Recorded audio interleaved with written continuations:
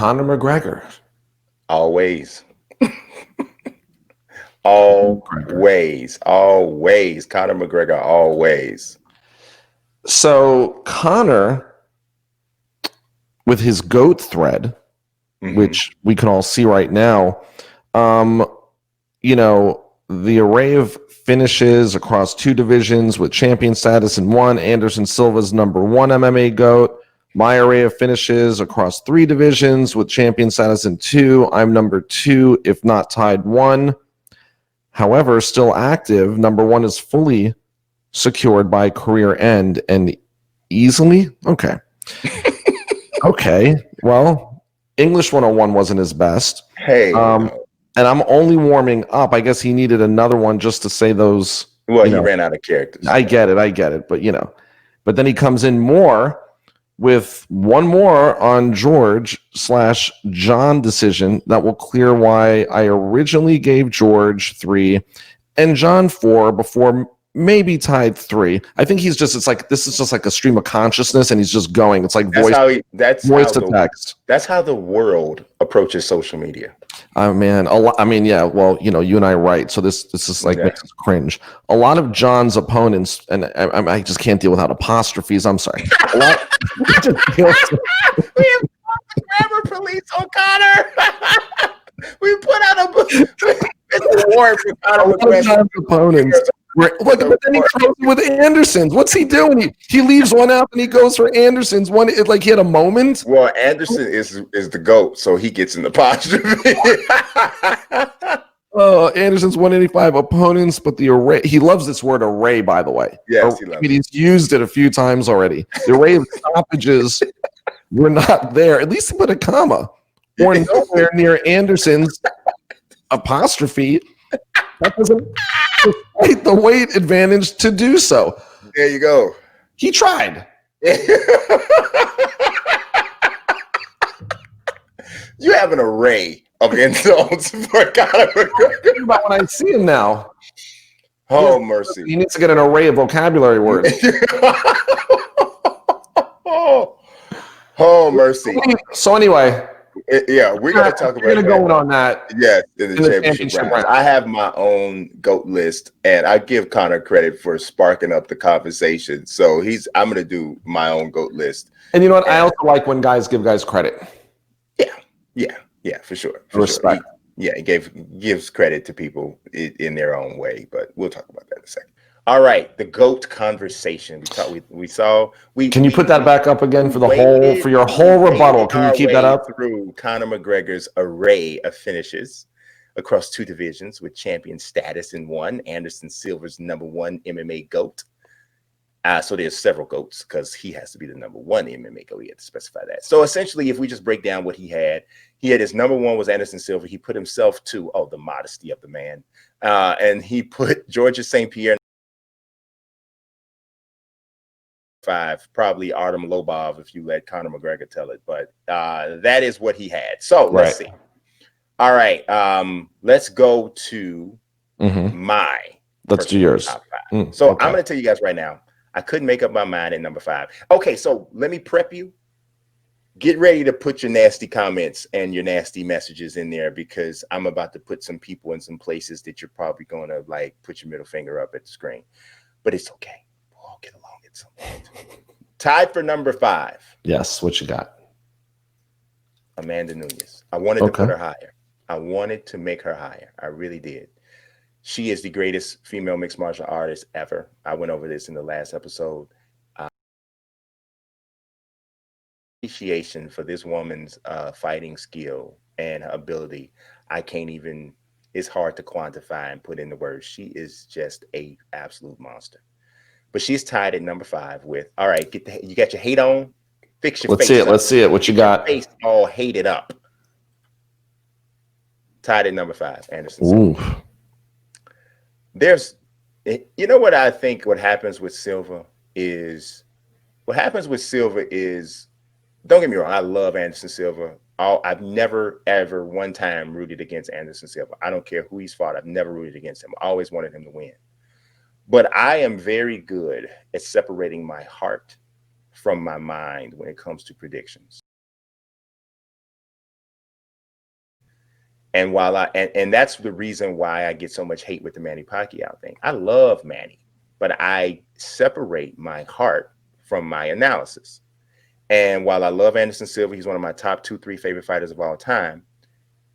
There are a lot of losses on Silva's record that make you go, Yushin Okami was a disqualification, so we don't count that one, and it was kind of bogus to begin with.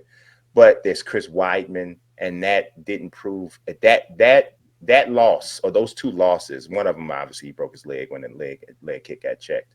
But those two losses haven't aged well because Chris Weidman hasn't aged well. So now they're not the greatest middleweight champion ever, and that just didn't happen. And so now those losses don't look quite as good as they did at the time. When he beat Chael Sonnen, came back and pulled a ripped victory from the jaws of defeat, he was getting dominated by Chael Sonnen, who is one of the more overrated fighters in UFC history. He's getting dominated until he pulls that triangle out. So I feel like obviously there's so many fantastic wins, the record for title defenses. But if this was a list of greatest MMA showmen, Anderson Silva would be number 1 or number 2. But just talking about the greatest of all time, taking their whole careers into consideration, I got him number 5, tied with Amanda. Okay. There he is. There he is. More hate is coming. Georges St Pierre, you cannot argue with the man winning multiple championships in multiple divisions. At some point, Georges St Pierre almost looked like he was flat unbeatable. It just looked like it was just nothing that you could do with him. Then he gets knocked out by a guy who has never done much of anything else in mixed martial arts as an athlete, in Matt Serra. Wow, just gets knocked out. Obviously, he comes back and beats the brakes off of Matt Serra in the rematch. But that happened. That happened. The fights against Matt Hughes, which is obviously there's no disgrace in losing to Matt Hughes, but these things happen. And Georges St Pierre, why he did recover and come back and get things done. The other thing, and Conor pointed this out, even though he pointed it out rather crudely in another tweet. When Georges St Pierre came up to middleweight and won a title, he literally handpicked the most vulnerable champion he could find, and that was Michael Bisping. And I don't mean that as a disrespect to Michael Bisping, even though I know there's no other way for it to sound. Georges St Pierre looked and said, which one of these guys can I get without having the least amount of problems? Right. And it was Michael Bisping. And it was still a tough fight. It was a fantastic fight. And it was a part of, in my opinion, the greatest UFC card from top to bottom ever. But that happened. So while his career was fantastic and great, I still got him there. My number 3 in history, and it's straight size bias. We had him on. Of course. It's Demetrius Johnson. No, I don't know if there's ever been any human being who has completely dominated the division the way Demetrius Johnson, maybe Amanda Nunes, but Demetrius Johnson dominated the flyweight division. I put his reign higher than Amanda Nunes's because it lasted longer. I mean, obviously Amanda's still going, and if she keeps going like this for the next 2 or 3 years, then I think she climbs. But Demetrius just dominated flyweights, man. And I mean, there were like no close fights for the most part. The first like close fight was like Tim Elliott. So I mean, by some people, because he wasn't a great bantamweight, but that just wasn't his weight class. His weight class, he was fighting at bantamweight because there was no flyweight at the time, but everybody knew that 125 was best for him. Right. But right now he's actually fighting at 135 at one championship. And obviously one championship is not of the same level of competition, but there are good fighters in one championship. Proof is that some people have gone there from the UFC and gotten a really rude awakening. Demetrius Johnson is the only one that's thriving who came from there. So I give him the credit as number 3 overall. And before you go to number 2 and 1, I know who your number 1. I'm starting to think that number 2 is not who people might think you have as number 2. I know it's not. Oh. I absolutely know it's not. I Oh. know I am going to get. I mean, I know who number one is, but I Really do. see. Here's the other thing. Can I guess the next two? Yes, try. Okay. Well, Daniel and John. No. No. Okay. Well, you got one right, but one Right. I is mean, not, okay. it's not right. And I feel bad for that, for one of them, for Yeah. the one that's not there. I know. I know. But yeah, I didn't do that. All So right. number 2, Randy Couture. Mm. I just believe that Randy Couture does not get as, I mean, Randy Couture first won the UFC heavyweight, a UFC heavyweight tournament or championship in 1997. Okay, he had a contract dispute or whatever, came back. He had won that tournament, and then he came and won the championship against Maurice Smith in his 4th fight. Comes back at this point after he vacated the title, wins it again, beating recently inducted Hall of Famer Kevin Randleman for the championship. That happened in 2000. Defended it twice. He did lose it to Josh Barnett, but then Josh Barnett tested positive for banned. Had an opportunity to win the vacant title, lost that fight, but then he ends up coming back and winning it again, also winning the light heavyweight championship. I mean, the winning titles in both divisions is one thing. Winning those titles multiple times in both divisions is something else. And if you look at the names of the people that he beat, it's like a who's who of the golden era of mixed martial arts. Vitor Belfort, Maurice Smith, Jeremy Horn, Kevin Randleman. We got Pedro Rizzo. We got Chuck Liddell, Tito Ortiz, Vitor Belfort again, Tim Sylvia, big, huge heavyweight, Gabriel Gonzaga, Brandon Vazian. He beats the brakes off James Toney in a boxing versus MMA fight. So, he doesn't get enough credit. And I think it's maybe because he's on the outs with the UFC, that's why he doesn't. But Randy Couture to me is my number 2. Number 1, get the hate ready, is Bones. Why is there hate? I mean, that kind of seems like an obvious a play. lot of people do not want to give John the credit because of the failed test. Okay. But if you dig deeper into the failed test, the scientists and everybody who is an expert in these fields have already explained that the amounts that he tested positive for can be, and what the boost would have been, if any at all, it is minuscule to none.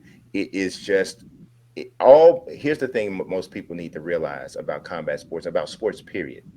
All positive tests are not created equal. So you can't just throw a blanket over all positive tests. The first test that he got popped for was by everyone's research and even his own admittance, which take that with a grain of salt. But with people, third-party people who researched the situation, have attributed his first test to him taking a sex pill. And he said, me and my wife were going to. That's what he said. So the first test came from a sex pill, right? The second test was supposedly a derivative. How old is he? John is 30. No, when he said he wanted to be a monster. I think he was like 24. I think you're already pretty. If you're 24 and you're already a monster. That's about as. It ain't gonna get no better than that. You wake up, it's go time. Right? You look at somebody. Let's do it, baby. It's time to go. It's time to get it popping. Our poor producer. It is. It's time to get it popping. It's just what it is. So yeah, I don't know why he was still trying to be a monster or trying to be a bigger monster than he already was. Right. But we live in a each world, their own. You live in a world. So, but I don't put it like this. What TJ Dillashaw popped for is completely different than what John Jones popped for. TJ Dillashaw popped for a drug that, in its essence, increases your endurance. Come on, man. Like, in my opinion, that's almost the worst thing you could ever do in combat sports. Right. Because the natural confinement or restrictions that come in with combat sports is that, one, you both are going to get tired as this thing, as you get more tired, then some of the heat off your shots maybe comes down, some of the heat off of his or her shots come down. This is just how it goes, and this is just how the limits of humanity limit what can and can't be done in the scope of a fight. If you take something that circumvents how you tire, you're effectively making yourself non-human in a sense for this particular fight, and that's just not acceptable. So if that's what John had popped for, then I would say, yeah, dog, you just have ruined everything that you've done. But that's not the case, and so I can't say that. So that's my DJ. Mighty Mouse is number 3, GSP is number 4, and tied for 5 is Amanda Nunes and Anderson Silva. The person that I feel the worst about excluding is Daniel Cormier. I knew it. That's the one I feel the worst about excluding, because Daniel, put it like this, if Daniel hadn't allowed himself to get knocked out by Stipe Miocic, and I said allow because that's exactly what he did. He allowed himself to. Daniel Cormier is better than Stipe Miocic every day of the week. He let that happen to himself. And if that hadn't happened, he would be in my top 5 for sure. But it happened, and I can't ignore that it happened. So